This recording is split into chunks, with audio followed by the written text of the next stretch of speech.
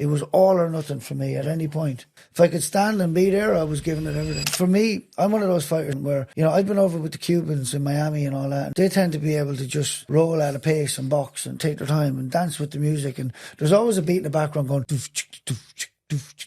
They tend to bounce with it and roll with it. And you're thinking, Jesus, they're like, and I'm training like 3 times as hard as them, right? But then you roll up to the fight and they can turn it on and be like lightning. And I think it might be genetics. But for me, or my Irish genetics, I have to always be in the hurt box training or I'm not at my very best for the fight. I just have to be in excruciating pain all the time. My strength coach makes a joke too where I was out in Miami before my fight with Charlo and my hip had gotten so tight. And I was the second round on the bag and I dropped. Luckily, the Miami Dolphins recovery team were in that same building. So they brought me in, they established there was a little muscle in here on my hip, they electroded me, and they had me ready for sparring. But the next day we said, let's go in and go light on the bag. My strength coach still talks about it to this day, Chris Muckert, shout out there. He said, I'll go down and get some ice for the... As soon as the bell went, I just... You could hear me going 100 miles an hour.